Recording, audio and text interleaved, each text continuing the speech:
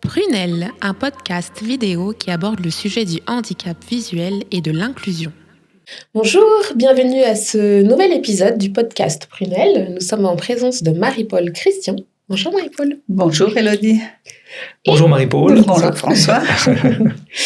Alors Marie-Paul, tu as été une personne pionnière dans le domaine de la basse vision en Suisse et également dans l'adaptation à l'environnement pour les personnes en déficience visuelle.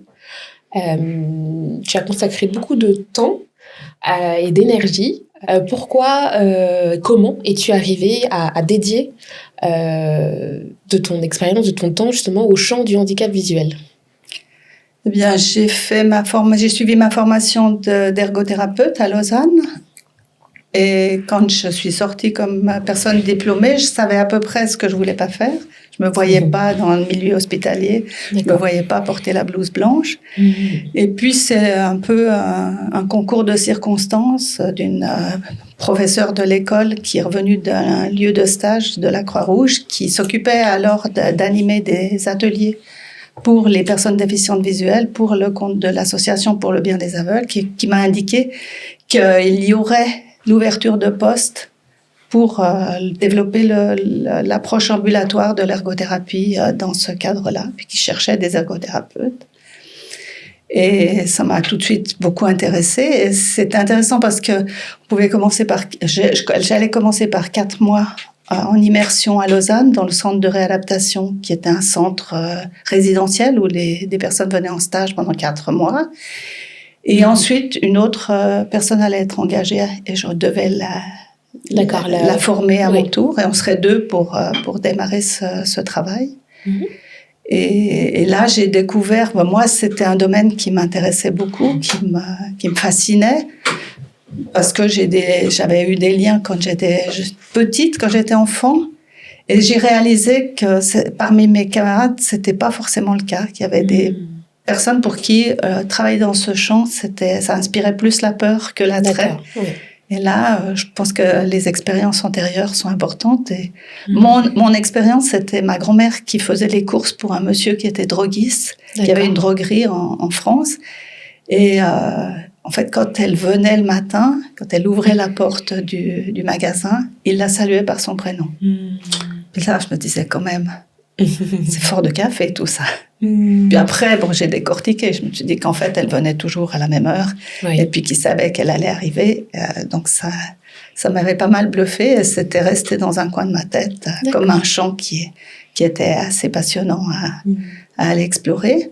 Mais parce que c'était une personne déficiente visuelle.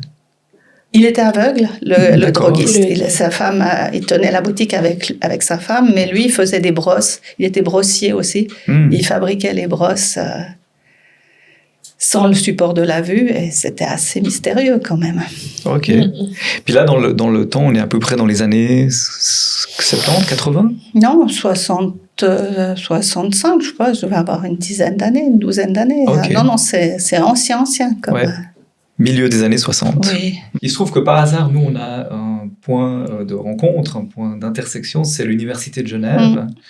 Et que nous, avec Prunelle, alors d'une part, on souhaite aussi collaborer avec les milieux académiques, les hautes écoles en santé sociale, parce que le contenu de ce podcast, qui petit à petit se constitue, s'enrichit, c'est aussi d'amener des connaissances, d'amener des réflexions, d'amener des possibilités d'élaborer des nouvelles stratégies, des nouvelles propositions d'intervention dans tous ces milieux professionnels, mais aussi dans les institutions, etc.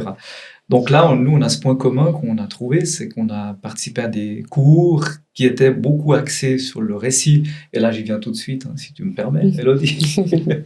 Donc, c'est un peu un complément de notre rencontre aujourd'hui, c'est de parler de l'apport du récit et de cette sensibilité à une biographie, donc à un trajet de vie, une écriture de vie, y compris avec les personnes auprès desquelles tu es intervenu. C'est vrai que c'était un élément fondateur de pouvoir suivre cette formation à l'Uni.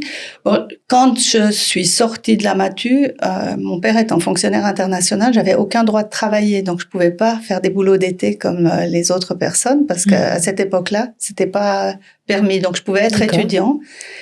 Et mon souhait, c'était de devenir ergothérapeute. Ça, c'était ma volonté. J'avais découvert ce métier-là dans le cadre en troisième année du collège, quand on épluche les dossiers de métier. Et j'avais vu ce nom-là. Il m'avait intriguée. Oui, interpellée, oui. Et après, j'ai vu le support, qu'en fait, c'était l'activité qui était le médiateur, pas la parole, et j'étais quelqu'un d'assez timide, donc ça me parlait vraiment fort. Et quand j'ai commencé à travailler dans le domaine de la déficience visuelle, il y avait peu de choses. On se contentait d'apprendre en observant les professionnels, les rares professionnels qui étaient dans le domaine, d'apprendre d'eux et de reproduire. Ça me suffisait pas.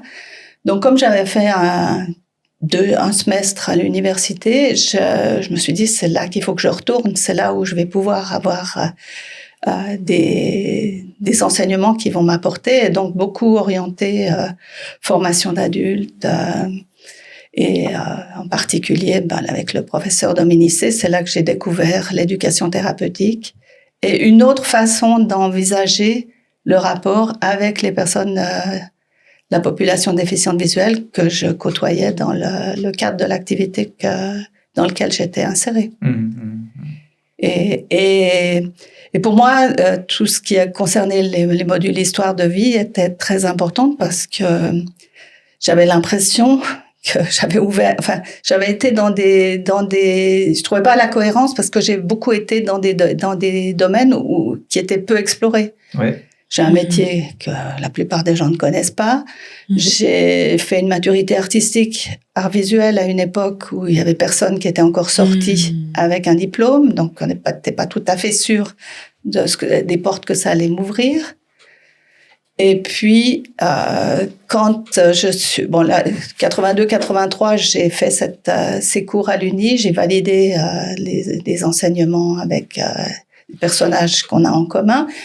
Et puis ensuite, sont arrivées des formations qui étaient structurées, comme celle de Basse Vision en Suède. Et donc là, j'ai lâché ce qui était l'université, parce que enfin, le métier allait s'ouvrir. Parce que ce qui était très particulier, c'est que les personnes qu'on nous annonçait comme aveugles, elles y voyaient quand même un peu. Et puis, que c'était avec la vue qu'elle voulait fonctionner.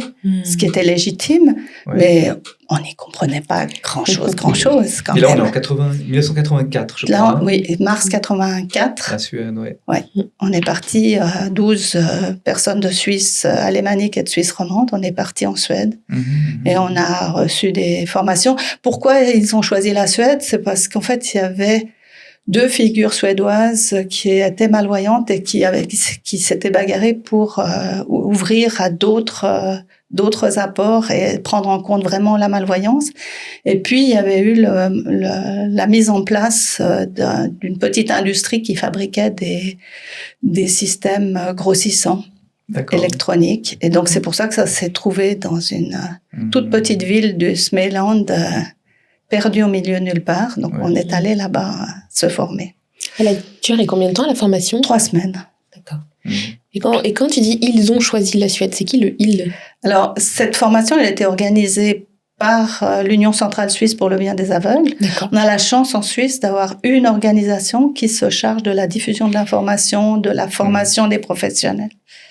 Et c'est une chance, parce que comme c'est un domaine qui attire beaucoup de dons, beaucoup d'énergie depuis fort longtemps. Ouais. Il y a des pays où il y a une foultitude d'associations qui fait qu'il y a moins de synergie. Oui. Donc, en Suisse, on a des associations d'aide, comme l'Association pour le bien des aveugles, l'équivalent à Neuchâtel et dans d'autres cantons. Et puis, on a la Fédération suisse des aveugles et malvoyants, qui ont, dans certains cantons, des services de réadaptation aussi. Oui. Puis l'UCBA fédère l'ensemble. Toute organisation qui, de près ou de loin, s'occupe des personnes déficientes visuelles. Des bibliothèques, des écoles de chiens, des... Mais j'aimerais revenir... Et puis après, on pourra conclure cette phase-là. Moi, j'avais encore une question par Oui. rapport à la formation, mais... Ah ouais, alors vas-y, parce que moi j'ai aussi une question sur ce qui a été dit auparavant. Ouais, là, d'accord. sur- Qu'est-ce qui t'a le plus surpris dans cette formation? C'était d'ouvrir des champs de possibles. C'était D'accord. de voir comment on pouvait s'y prendre pour que les personnes malvoyantes puissent bien utiliser le potentiel visuel qu'elles avaient. Avant, on parlait de résidus visuels, ça faisait vraiment comme un peu poubelle, quoi. Oui, Tandis c'est un que peu les de restes. tourner les choses dans... Il y a du positif et ils perçoivent autrement, mais avec ça, comment est-ce qu'on va permettre qu'ils l'utilisent de façon optimale? Ouais. Moi, j'ai une question qui reprend les éléments là, qui Ouais. viennent d'être évoqués, c'est-à-dire l'ergothérapie, le déclencheur, c'est moi-même, c'est pas le rapport à la parole qui est mon premier motif, disons, d'orientation professionnelle, c'est plutôt les activités. Et moi, j'ai cette image de la vitrine au bas du bâtiment de l'association pour le bien des aveugles à Genève, où il y avait du rotin. Il y avait un panier en rotin et des livres en braille. Je crois que c'était les deux objets qui faisaient partie de la vitrine. Ouais. Et du coup, comme gamin, moi-même, quand je me baladais là, dans cette belle rue et dans ce beau bâtiment, c'était toujours quelque chose qui interpellait. Mais aujourd'hui, j'entends, donc pratiquement 60 ans plus loin, j'entends qu'il y a aussi cet apport qui a été donné par le récit, enfin je reviens juste à ça, hein, que du coup, si l'ergothérapie est centrée sur l'activité, il y a aussi forcément la parole, le récit, la narration, qui est un moyen d'intervention et d'écoute aussi de ce que vivent les personnes, ce que traversent les personnes. C'est pas juste de les occuper ou de faire des ateliers de vannerie qui comptent. Enfin, les deux choses comptent, bien évidemment. Mais est-ce qu'on pourrait dire quelque chose là autour? Alors, c'est vrai que dans ce que l'on a hérité, qui est, avant qu'on soit engagé, la Croix-Rouge venait à animer 2 ateliers par semaine et c'était un peu l'héritage. Et là, on avait un groupe de personnes qui venaient et notre idée avec ma collègue, quand on a commencé, c'était de dire, mais non, on va un peu conduire encore ces activités, mais on va préparer toutes les choses de manière à ce qu'elles fassent, elles, du début à la fin. Parce qu'il y avait aussi cet aspect où l'activité, c'était un tout petit morceau de l'activité qu'on laissait faire à la personne. Parce qu'on avait peur, enfin, pour des tas de raisons douteuses. Donc, l'occupation telle que s'occuper pour meubler le temps, ça a été une partie de l'ergothérapie, puisqu'il y a des ergothérapeutes qui ont travaillé dans les sanatoriums, en psychiatrie, dans des endroits où les gens étaient désœuvrés. Des centres de jour. Mais le cœur de notre métier, c'est vraiment l'occupation qui fait sens pour la personne. Et puis, c'est vraiment un travail individualisé qui va permettre aux personnes de renouer avec les activités qui étaient importantes pour elles ou de découvrir d'autres choses qui sont possibles, de pouvoir transposer ce qu'elles sont capables de faire dans un autre champ que ce qu'elles imaginent pas possible. Souvent, les personnes qui arrivaient vers nous au moment de l'accueil nous disaient « mais je peux plus lire, je peux plus écrire ». Ok, je peux plus lire, je peux bien comprendre que sans moyens de grossissement, sans techniques différentes, il va être difficile de lire. Mais par contre, fermer les yeux et signer sur une page blanche, vous comme moi, la signature, elle va avoir la même allure que quand on a les yeux ouverts. Parce que c'est une activité qui est intériorisée, qui est automatisée. Ce sera un peu plus compliqué d'ajuster les barres sur les T et les points sur les I, mais il y a des manières, il y a des techniques qui vont permettre de maintenir ça. Donc ça, c'était quelque chose qui existait déjà comme méthode qui était en pratique pour les personnes qui étaient aveugles et qui avaient connu l'écriture en noir. Ouais, pour maintenir les compétences. Ouais, exactement. Mais de pas mélanger. Mais c'est vrai que l'approche réflexive, je me souviens d'une personne qui disait mais je peux plus cuisiner des tartes pour ma famille quand ils viennent le dimanche. Et puis on avait abordé ensemble qu'est-ce qui étaient les étapes pour faire la tarte, qu'est-ce qui était le nœud, qu'est-ce qu'il fallait lever comme obstacle. Et puis, en fait, la fois où je retourne à domicile, eh bien, tout était prêt. Il n'y avait plus qu'à mettre la tarte au four. Parce qu'une fois qu'on décortique l'activité, eh bien, tout d'un coup, ce qui semblait impossible, c'est plus une grande masse, c'est qu'il y a des nœuds, et puis que ça, il faut les soulever. Puis du coup, voilà, une de nos questions, hein, c'est qu'est-ce qui a été le plus marquant dans toute cette expérience en fait, qu'est la tienne? La première étape, c'était d'avoir affaire à des personnes qui avaient été éduquées ou enseignées comme des personnes aveugles et qui avaient du potentiel visuel qui n'avait pas été exploité, qui connaissaient par exemple les lettres de leurs mots, de leur nom, de leur prénom et de leur nom en bâton, en grand, en majuscule, mais qui n'étaient pas entrés dans l'apprentissage des lettres minuscules. Enfin, il y avait des tas d'éléments comme ça où c'était tout un monde de se dire mais on a négligé ce dont elles étaient capables. Et moi, je me suis rappelée de la première personne à qui j'ai enseigné le braille quand je suis revenue de Suède et elle avait une maladie auto-immune, donc certainement elle a récupéré la fonction visuelle, mais après elle avait été équipée avec des moyens qui grossissaient, qui étaient assez légers. Mais c'est vraiment une des premières personnes à qui j'ai enseigné le braille. Ouais.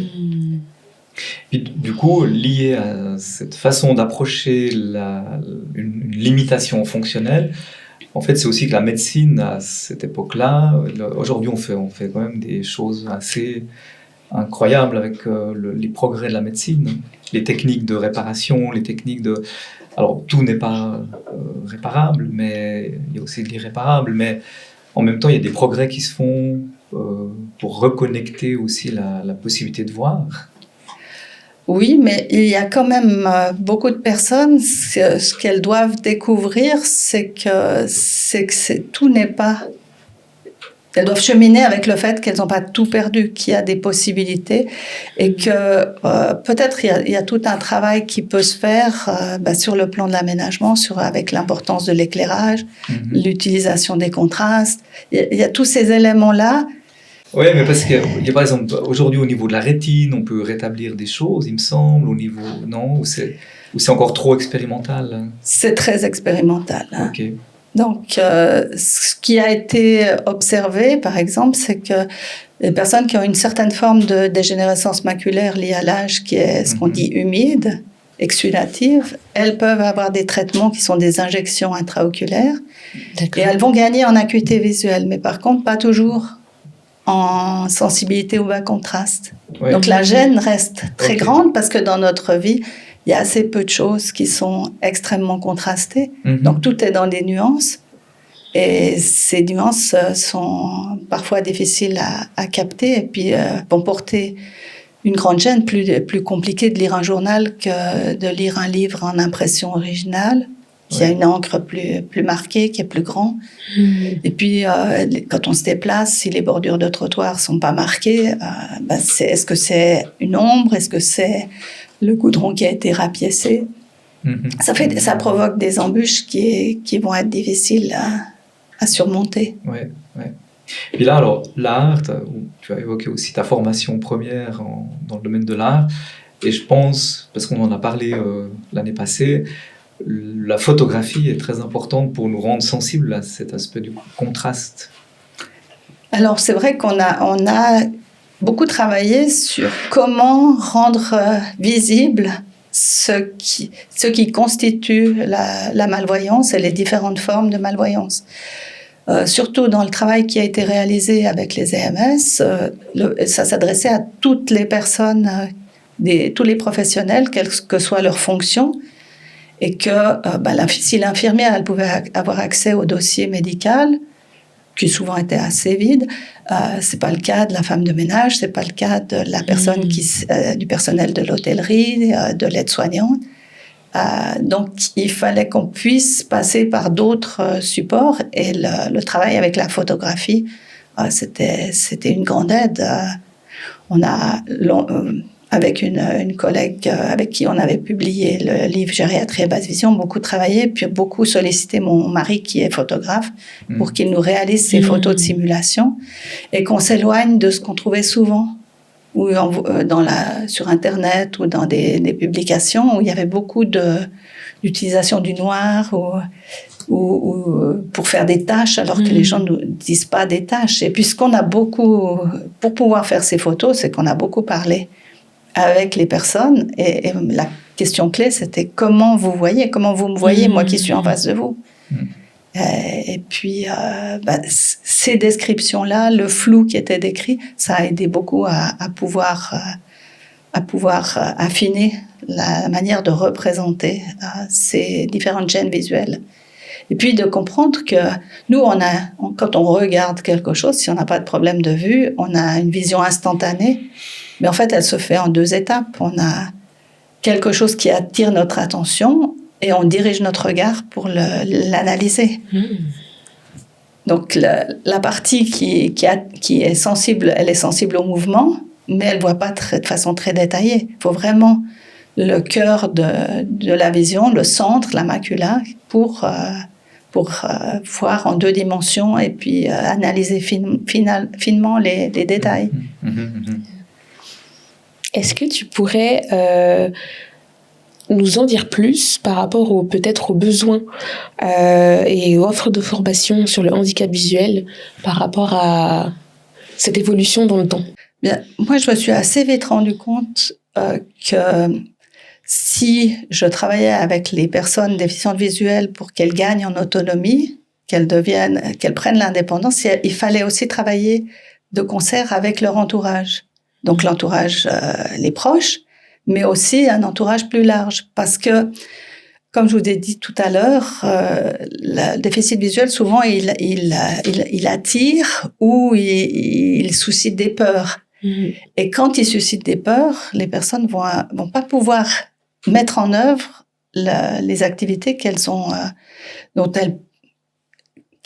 peuvent réaliser en sécurité et avec confort et qui les intéressent. Parce que leur entourage a peur.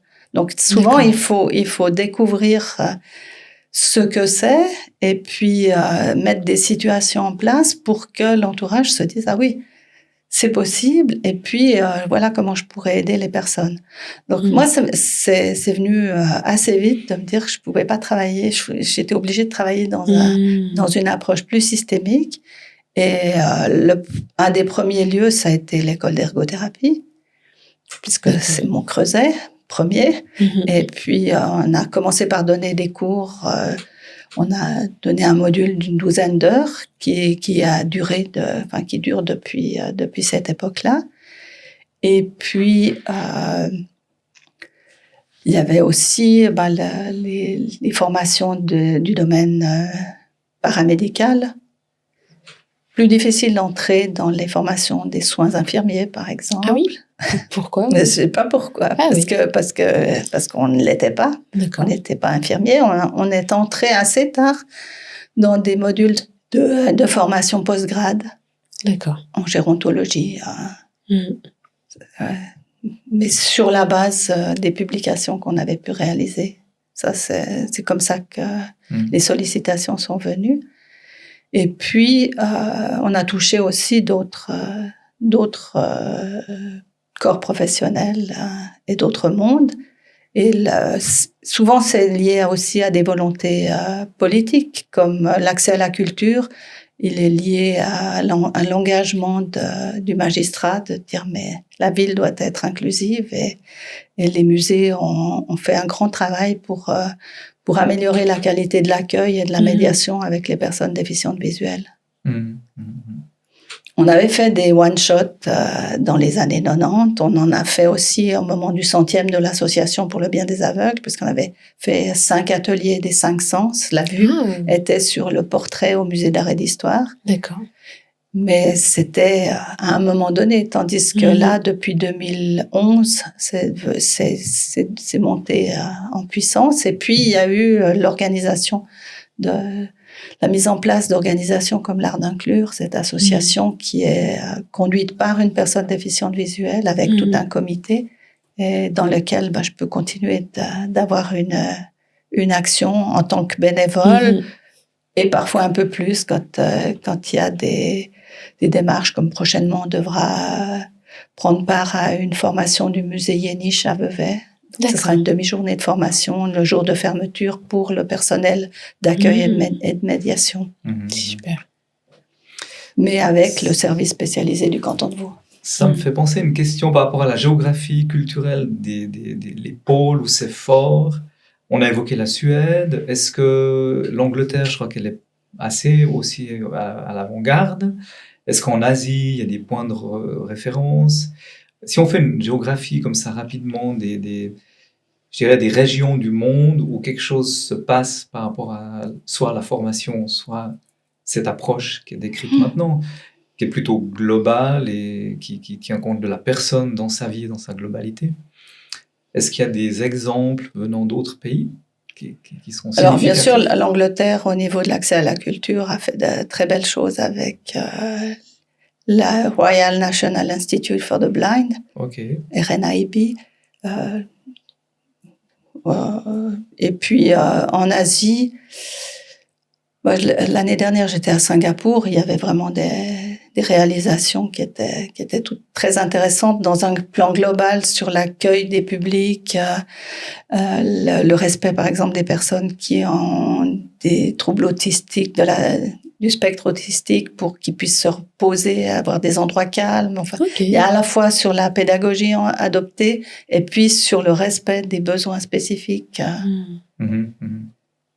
Oui, et puis l'Asie, je crois que c'est une des régions du monde, on avait vu dans nos recherches, qui est la plus concernée par la basse vision, avec le problème, semble-t-il, lié au manque de lumière, pas à l'excès de lumière avec les écrans informatiques, mais au contraire, le manque de lumière, en fait, du jour, qui nous fait quand même travailler l'œil et on va dire, tout le système de la vision est quand même stimulé par la lumière. Et apparemment, il y aurait quelque chose là autour à interroger aussi sur les modèles culturels. Ouais, mais ça, je peux pas en dire plus, même si j'ai beaucoup voyagé dans ces pays, je n'ai pas plus de données, de références. Mais moi, j'ai beaucoup partagé aussi avec le Québec. J'ai eu la chance de partir une semaine et visiter le centre de Montréal, de Sherbrooke et de Québec. Et puis là, il y a de belles ressources francophones, et puis aussi une mise à disposition, une veille informationnelle qui est très, très précieuse. Provisu, qui est une fondation qui donne aussi une chance à Prunelle de se développer avec un geste important, qui va sans doute engager d'autres fondations à nous soutenir. Donc là, on est très heureux de remercier Provisu au passage, mais il y a aussi les publications dans lesquelles toi, tu t'es beaucoup impliqué, et donc avec des possibilités d'édition, des possibilités de communication, soit dans des revues scientifiques, soit dans des revues spécialisées. Et je crois que cette publication, que ce soit à travers d'ailleurs des podcasts ou des écrits ou des magazines, est très importante aussi pour informer, sensibiliser, inciter aux bonnes pratiques. Oui. Et j'ai aussi cru comprendre que ça a aussi permis d'orienter certaines politiques suisses par rapport aux EMS, avec Voir Plus. Alors, je ne sais pas dans quelle mesure la politique suisse a bougé, mais c'est vrai qu'au moment où on a réalisé l'étude Voir en EMS, soutenue par Provisu, c'était en fait le comité de l'Association pour le bien des aveugles était prêt à construire un deuxième EMS spécialisé. Et que nous, de notre expérience, on pouvait penser que 60 lits, ça n'allait pas révolutionner et répondre aux besoins de la population genevoise. Oui, parce qu'il y a 50%, ce qui ressort dans ces documents, 50% de la population résidente en EMS est concernée par la basse vision ou la malvoyance. Ouais. Alors aujourd'hui, moi je suis emprunté, je ne sais pas si on doit dire malvoyance ou déficience visuelle. J'ai un peu une... déficience visuelle, ça serait le terme générique qui englobe les malvoyants, la malvoyance et la cécité. Oui. Ok. Mais donc ces personnes atteintes de déficience visuelle... par rapport à handicap visuel, puisque si la société était tellement bien faite, il y aurait peut-être moins de handicap, mais la déficience pourrait être encore là et les personnes Exactement. pourraient se réaliser autrement. C'est Ouais. comme ça que Ouais. moi, je le pratique. Mhm.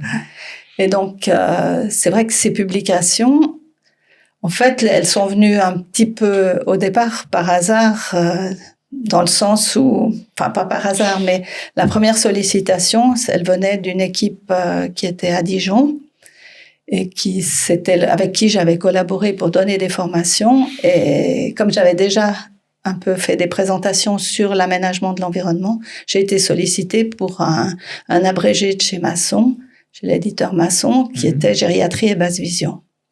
Donc, c'était un moment difficile. Donc, c'était sur les heures personnelles que ce travail a été réalisé, parce que c'était des moments de chamboulement. C'était les moments du 100e de l'association. C'était des moments où il y a eu des renouvellements dans les équipes. Donc, c'est jamais le bon moment, mais mon principe, c'est de saisir les opportunités, même si c'est un peu coûteux. Ouais. Et donc, dans les interstices. Voilà.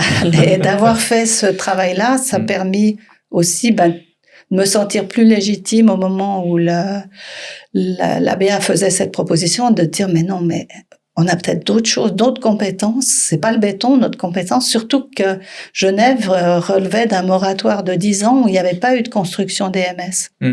Puisque le focus avait été posé depuis 92, je crois, pour le maintien à domicile, le développement du maintien à domicile. Oui. Donc, ils avaient déjà, je suis sûre, la truelle et le ciment et la première pierre. Donc, on a réussi à être persuasif pour leur dire, mais faites pas ça, quoi. Faisons autre chose. Et là, ils ont demandé à ce que l'étude Voir en MS puisse être réalisée. Et ensuite, on a fait la publication sur l'aménagement de l'environnement, de la première version.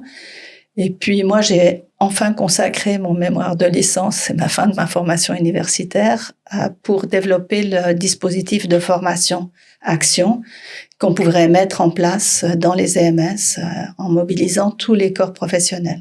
Oui. Mais alors après, il y a aussi justement l'intérêt du maintien à domicile avec des améliorations dans le domicile même. Parce que je crois me souvenir que c'est Guy-Olivier Segon qui avait donné cette forte impulsion du maintien à domicile aussi, au niveau de la logique institutionnelle, peut-être une politique d'intervention, mais aussi une logique institutionnelle. Et puis, alors ça me fait penser que dans notre propre définition des 3 grandes cibles que nous invitons à venir discuter avec nous dans le cadre de Prunelle, c'est les VIP, les personnes concernées, déficientes visuelles, les accompagnants, l'environnement professionnel, sportif et autres, et puis les spécialistes. Mais maintenant, je pense qu'il y a ce 4e pôle, en réalité, qui vient de sortir dans ce moment de la discussion, qui serait les instances politiques, les décideurs, et les planifications aussi, parce que planifier un 2e EMS ou pas, ou favoriser une politique inclusive ou pas, on voit bien que là, il y a aussi des décisions politiques importantes. Alors certainement que le travail qui a été réalisé sur l'aménagement, sur la conception de l'aménagement de l'environnement, le rôle des contrastes, de l'éclairage, des grossissements, il est aussi bénéfique comme support de formation pour les personnes qui accompagnent les personnes à domicile. Mais c'est vrai que là, c'est les équipes du Centre d'information et de réadaptation de l'Association pour le bien des aveugles qui sont tout à fait compétentes et qui travaillent dans ce champ-là depuis les années 80, qui poursuivent inlassablement cette action à Genève, et puis les services homologues qui le font dans les autres cantons romans. Ouais. Par rapport à l'expertise que tu as, quel message tu voudrais adresser aux nouvelles générations par rapport au champ du handicap visuel? Pour la jeune génération de futurs professionnels, c'est de considérer que c'est un champ qui a encore de grandes possibilités de développement pour eux. Que ça soit dans les nouvelles technologies, enfin les technologies de l'information et de la communication, que ce soit dans la réalisation professionnelle, il y a énormément de choses à développer. c'est vrai que moi, maintenant, c'est tout ce qui sont les nouvelles applications pour les smartphones et tout. J'ai lâché l'affaire depuis un moment. Je l'utilise personnellement, mais je serais pas apte de partager. Et vraiment, oui, je pense que c'est ce qui, moi, m'a animée dans le travail que j'ai réalisé au sein de l'association et dans les différentes rencontres que j'ai faites, c'est la possibilité de travailler en partenariat avec les personnes déficientes visuelles. Je l'imaginais pas aussi forte avec d'autres populations que ce que j'ai pu réaliser là. Quand on parle de l'accès à la culture, quand on parle aussi de formation, de sensibilisation, de partager avec des gens dont l'expérience au quotidien est celle de vivre avec un déficit visuel, ça nous laisse très humbles sur ce que l'on peut apporter en tant que professionnel. On a une position méta où on va pouvoir faire le lien et parler d'autres situations que celle de la personne qui témoigne ou qui apporte son expérience. Mais c'est irremplaçable de travailler ensemble. Et là, je voudrais revenir sur le module Histoire de vie. En 2002, quand j'ai repris contact avec l'université, c'est parce qu'en fait, on accompagnait un jeune homme malgache qui était venu soutenu par l'Association pour le bien des aveugles, faire ses études en sciences de l'éducation. Et on s'était dit que le sachant, on a dû lui apporter de l'aide pour des choses très basiques. Trouver une machine à écrire portable avec un clavier AZERTY. Donc ça, c'était un petit peu compliqué parce que des machines mécaniques, on a trouvé ça chez Emmaüs. Et puis le clavier AZERTY, il a fallu aller plutôt de l'autre côté de la frontière parce que c'est pas le clavier qu'on utilise nous. Mais on a été jusqu'au bout de la démarche et il était équipé au départ avec ses moyens simples. Donc lui, il a bénéficié de l'informatisation, de l'équipement, avec les différents spécialistes qui se sont occupés de tous ces aspects-là. Et puis, on s'est dit aussi que c'était important de suivre avec la conseillère aux études de la FAPC, d'apporter un soutien. Et puis, c'est dans le cadre de ces rencontres que la conseillère aux études m'a suggéré de valider ce que j'avais déjà comme parcours et d'aller jusqu'à la licence parce que j'avais fait déjà les cours introductifs de première année. Et après, je me suis retrouvée dans le trinôme en histoire de vie avec cet étudiant et une autre personne. Et puis, je lui ai restitué ça dans les échanges et il était assez soufflé. Il n'arrivait pas à concevoir qu'il puisse avoir eu de l'influence sur mon parcours à moi, de retour à l'université. Ouais, ça lui semblait être complètement incongru. Alors que pour moi, oui, j'avais saisi cette opportunité-là parce que on était dans cette situation. C'était un ricochet, en fait. Voilà, oui. Et moi, ça m'a permis d'aller jusqu'au bout, d'y prendre un certain nombre d'années, mais d'aller jusqu'au bout de cela. Alors, qu'est-ce qu'est devenu ce monsieur? Alors, il est retourné à Madagascar. On a eu des nouvelles à des moments donnés.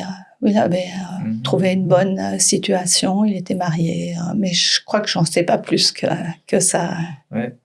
Ça, c'est peut-être une des questions que j'aurais souhaité ajouter, c'est aussi, on n'a pas parlé du volet de l'insertion professionnelle et des chances d'accéder à l'emploi. C'est un des volets aussi qui nous intéresse vraiment de réfléchir soit aux freins qui peuvent exister chez les employeurs. On avait un focus là autour qu'on aimerait encore explorer beaucoup plus. Et puis, les ressources que peut apporter une personne qui n'a pas la vue. En réalité, par hypothèse, par intuition, et en discutant aussi avec Ali, qui se trouve ici d'ailleurs dans notre studio présentement, je disais, dans le fond, d'écrire des procédures de travail, ce qui est des fois demandé dans les systèmes de certification, les systèmes qualité dans les entreprises. Si je ne vois pas ce que tu fais et que tu dois me le décrire, ça demande un effort linguistique, de lexique, de précision, de rigueur dans la description. Alors, on a des appareils qui font l'audio-description, mais si c'est encore une personne qui fait une description de ces tâches, je pense qu'il y a une richesse inouïe en fait à explorer et un apport réel, une expertise qui vient de la difficulté même, c'est-à-dire entre celui qui est voyant et celui qui est non-voyant. Et là, on a une ressource. Parce que si on prend moi, ce qui m'intéresse aussi de réfléchir, c'est si on prend la chance du côté de la difficulté et pas du côté de la facilité. Voilà. Du coup, par rapport à l'emploi, est-ce qu'il y a quelque chose qu'on peut encore considérer, les chances d'emploi, les ouvertures encore à provoquer? Bon, je suis vraiment pas la bonne personne parce que mes préoccupations ces 25 dernières années, elles ont plutôt été vers la tranche des gens qui étaient plus âgés, donc qui étaient sortis du cadre professionnel. Je pense que là, des professionnels impliqués en réadaptation au niveau de l'association pour le bien des aveugles seraient de meilleures personnes que moi. Oui, oui. Ou Aline Lévy, ou qui s'occupe beaucoup du voilà, par exemple. ouais. Qu'on va d'ailleurs aussi bientôt rencontrer. Donc là, vous pouvez garder cette partie-là pour elle parce que. Ouais, ok. Moi, c'est des vieux souvenirs. Mais tu connais pas un exemple d'une entreprise, par exemple, genevoise, hein, les fleurons de l'industrie genevoise ou les entreprises qui auraient été inclusives? En fait, j'arrive même pas à savoir parce que à l'époque où j'étais au centre d'information et de réadaptation, moi, je m'occupais déjà plutôt de gens plus âgés. Ouais. Donc, oui, d'accord. Bon, je peux me souvenir des premiers jeunes, comme on a une secrétaire réceptionniste au centre d'information et de réadaptation, qui était une des toutes jeunes quand le centre d'appui pour les personnes handicapées de la vue s'est monté dans ce qu'on appelait les libellules à l'époque, qui travaille là depuis beaucoup d'années maintenant. Je crois 25 ans, quelque chose comme ça. Donc. Ok. Bon, il y a les personnes qui sont employées à l'Association pour le bien des aveugles à la bibliothèque aussi. Il y en a 2. Mais non, je ne suis pas la bonne personne pour ça. D'accord, ouais. Parfait. Note de conclusion, qu'est-ce qu'on peut dire? Alors, déjà, on pourrait demander à Marie-Paul, quelles questions n'avons-nous pas posées que tu aurais souhaité aborder? Voilà, une anecdote, un détail ou un message à donner à ceux qui vont être nos auditeurs dans quelques jours. Il y aura la publication, la validation d'abord du contenu de notre discussion, puis après la publication. Et qu'est-ce qu'on pourrait laisser comme message à la pointe de ce qu'on vient d'échanger nous maintenant?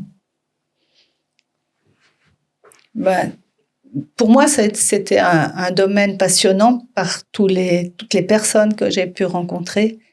Et puis, c'est un domaine qui m'a aussi, moi, forcé à aller à la rencontre d'autres métiers, parce que communiquer avec les opticiens, avec les ophtalmologues, avec les éclairagistes, avec les médiateurs dans le domaine plutôt des musées, enfin, c'est tout un champ aussi, et puis tous les professionnels des EMS, de pouvoir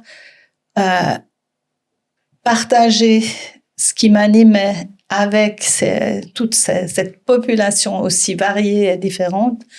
C'était quelque chose d'extrêmement riche et oui, c'est difficile de lâcher parce que en premier lieu, c'est le cheminement des personnes que j'ai connues depuis les années 80